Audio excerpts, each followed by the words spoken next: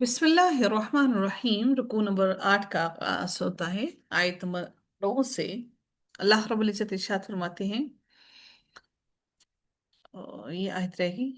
वअलल्लाहि क़स्दु सबील व मिनहा जाइरुन वलौ शाअ लहदाकुम अजमाइन। और सीधा रास्ता अल्लाह ताला तक पहुंचता है, और उनमें से कुछ रास्ते टेढ़े भी हैं, और अगर वो चाहता तो जरूर तुम सबको हदायत दे देता। अल्लाह की तरफ पहुंचने का रास्ता बिल्कुल सीधा है। उसमें कोई टेढ़ापन नहीं। अगर अल्लाह चाहता तो तुम सबको हदायत दे देता, लेकिन अल्लाह ने चाहा नहीं कि अल्लाह ताला हम में से अल्लाह अगर सबको ही हदायत दे देता तो फिर अल्लाह हमारी आजमाइश किससे करता।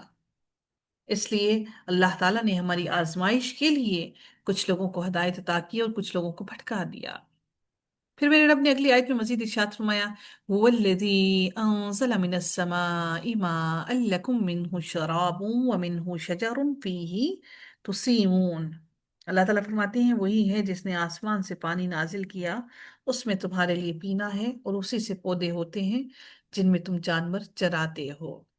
यानी कि ये अगर आसमान से पानी ना उतरता तो यकीनन जमीन पर तुम्हें कुछ नजर ना आता।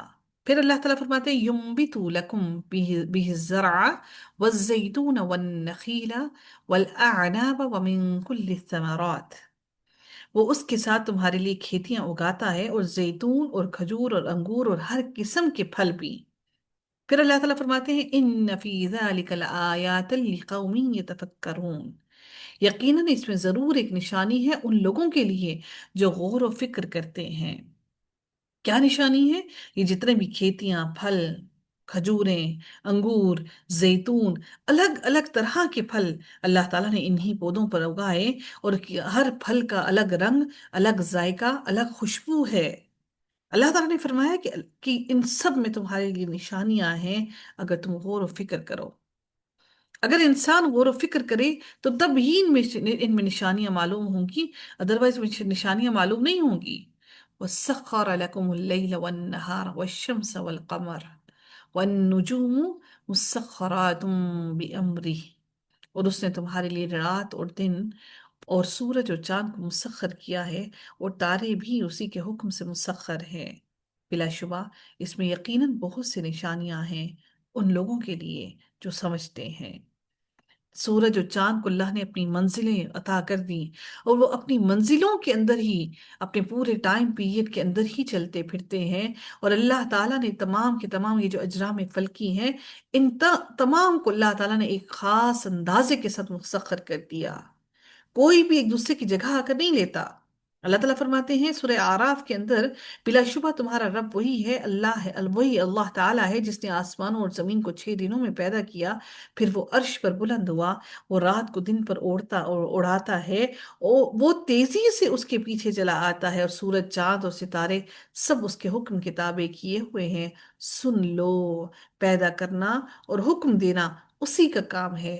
अल्लाह ताला बड़ी बरकत वाला है, वो सारे जहानों का रब है। मेरा रब सारे जहानों का रब है। अल्लाह ने ये सारी निशानियां इसलिए दी ताकि हम अकल से काम लें, शऊर से काम लें, सोचें समझें।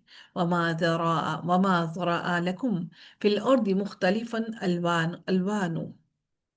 और जमीन में जो कुछ उसने तुम्हारे लिए फैला दिया है जिसके मुख्तलिफ रंग हैं, बिलाशुबा उसमें यकीनन एक निशानी है उनके लिए जो नसीहत हासिल करते हैं।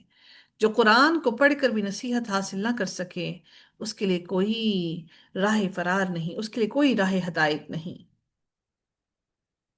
इन फी ज़ालिका लआया, बिलाशुबा इसमें यकीनन एक निशानी है। रंग की तश्कील के लिए पहली शर्त रोशनी की मौजूदगी है, जो कि सूरज से आती है। और रोशनी की खसूसियात के से अगर हम देखें तो रंगों की तश्कील के लिए सूरज से ज़मीन की तरफ आती रोशनी के लिए एक खास एक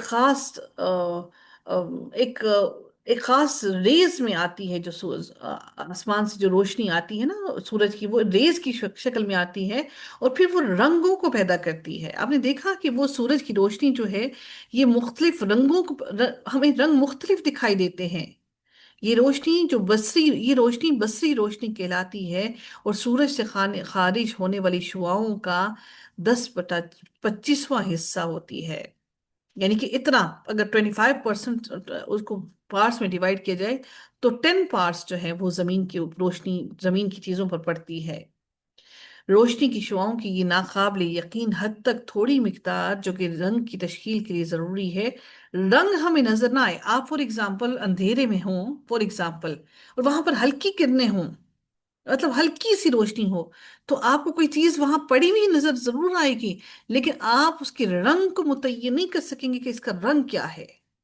سبحان اللہ، میرے رب نے ایسے اندازے کے ساتھ، اتنے بہترین اندازے کے ساتھ وہ سورج کی روشنی کو زمین تک پہنچایا کہ اس اندازے سے ہم ہر چیز کو اس کے ایکچول رنگ میں دیکھتے ہیں۔ اگر وہ اس اندازے سے نہ ہوتی، جب آپ کو روشنی بہت تیز ہوتی ہے، آپ آسمان میں سورج کی طرف دیکھیں، کیا آپ باقی چیزوں کو اس سورج کی اتنی تیز روشنی کے تحت آپ باقی چیزوں کے رنگوں کو دیکھ سکتے ہیں؟ ہماری آنکھ پھر باقی چیزوں کے رنگوں کو نہیں دیکھ سکتی۔ اگر وہی روشنی کی شدت زمین پر بھی اتنی شدت سے پڑتی تو یقیناً ہماری آنکھیں چندھیا جاتی، اور پھر ہم زمین کی چیزوں کے رنگ نہ دیکھ سکتے۔ سبحان اللہ، سبحان اللہ، میرے رب کی ہر چیز میں، ہر نعمت میں کتنی گہرائی ہے کہ وہ روشنی کی کرنیں ایک خاص اندازے کے ساتھ جو زمین کی چیزوں کے اوپر ٹکراتی ہیں، یہی وجہ ہے کہ ہم ان چیزوں کے رنگوں کو الگ الگ دیکھ پاتے ہیں۔ آپ کمرے میں اندھیرا کیجئے، ہلکی سی روشنی لگائیے، پھر آپ دیکھیے کیا آپ ان چیزوں کے رنگوں کو صحیح طرح سے دیکھ سکتے ہیں؟ یہ سب میرے رب کی نشانیاں ہیں۔ اللہ نے فرمایا تاکہ تم غور و فکر کرو اور نصیحت حاصل کرو۔ وَهُوَ الَّذِي سَخَّرَ الْبَحْرَ لِتَأْكُلُوا مِنْهُ لَحْمًا طَرِيًّا وَتَسْتَخْرِجُوا مِنْهُ حِلْيَةً، اور وہی ہے جس نے سمندر کو مسخر کیا، اور سمندر دیکھیں خشکی پر نہیں آتا، تاکہ تم اس میں سے تر و تازہ گوشت کھاؤ، مچھلیاں، گوشت، اور اس سے تم زیور نکالو، وہ جو سچے موتی زمین میں سے پانی میں سے نکلتے ہیں، جسے تم پہنتے ہو۔ سبحان اللہ۔ وَتَسْتَخْرِجُوا مِنْهُ حِلْيَةً تَلْبَسُونَهَا، تم پہنتے ہو اسے، سبحان اللہ۔ وَتَرَى الْفُلْكَ مَوَاخِرَ فِيهِ وَلِتَبْتَغُوا مِنْ فَضْلِهِ وَلَعَلَّكُمْ تَشْكُرُونَ۔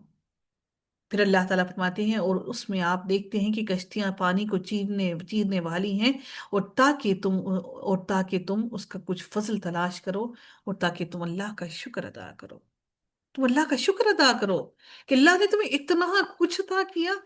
دیکھیں کتنی نعمتیں اللہ نے اس سورہ کے اندر اپنی گنوائی، اللہ کی کتنی نعمتیں ہیں، ہم کون کون سی نعمتوں کا شکر ادا کریں؟ ہم تو قاصر ہیں، اللہ کی نعمتوں کا شکر ادا نہیں کر سکتے۔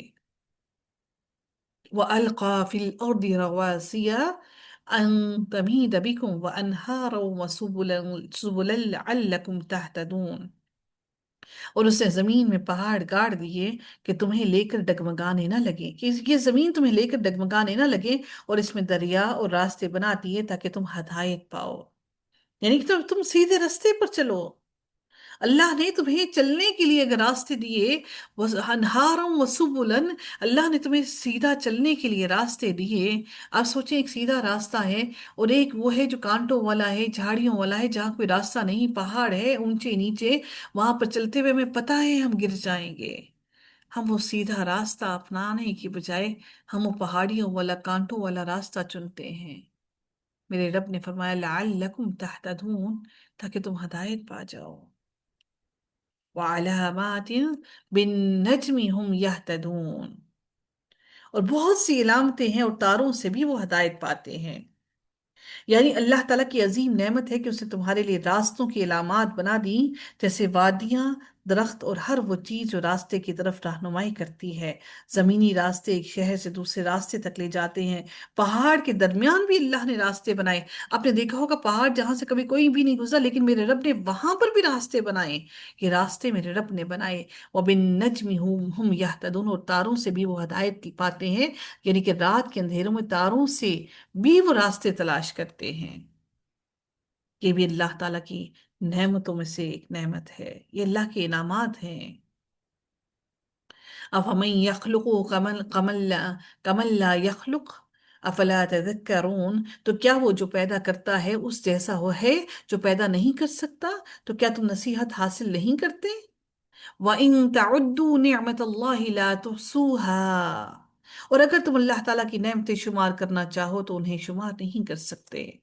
ان اللہ لغفور الرحیم، بے شک میرا رب بہت بخشنے والا، بار بار رحم کرنے والا ہے۔ واللہ یعلم ما تسرون وما تعلنون، اور اللہ تعالیٰ جانتا ہے جو کچھ بھی تم چھپاتے ہو اور جو کچھ بھی تم ظاہر کرتے ہو، میرا رب سب کچھ جانتا ہے۔ والذین یدعون من دون اللہ لا یخلقون شیئا ولا وهم یخلقون، اور وہ لوگ جنہیں وہ اللہ کے سوا پکارتے ہیں، جن بھی چیزوں کو پکارتے ہیں، وہ کسی چیز کو پیدا نہیں کر سکتے اور وہ خود پیدا کیے جاتے ہیں۔ ان کو پیدا کیا جاتا ہے، یہ کسی کو پیدا نہیں کر سکتے۔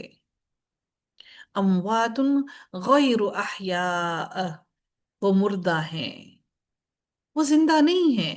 وما یشعرون ایان یبعثون، پھر وہ مردہ ہیں، وہ زندہ نہیں ہیں، اور وہ نہیں جانتے کہ وہ کب اٹھائے جائیں گے۔ وہ یہ شعور نہیں رکھتے، ان کو علم نہیں ہے کہ وہ کب اٹھائے جائیں گے۔ یہ ناقص علم والے لوگ ہیں، ان کو اتنا علم نہیں ہے اور وہ نہیں جانتے کہ وہ کب اٹھائے جائیں گے، کہ موت کے بعد دوبارہ اٹھائے کب جائیں گے۔ جیسے عبادت کرنے والے نہیں جانتے کہ ان کے جھوٹے معبود کب اٹھائے جائیں گے، پھر ان کی عبادت کیسے صحیح ہو سکتی ہے جو اس زندگی کے کاموں میں کوئی جزا نہیں دے سکتے، نہ جزا کے بارے میں وہ کوئی علم اور کوئی اختیار رکھتے ہیں، نہ کوئی طاقت رکھتے ہیں۔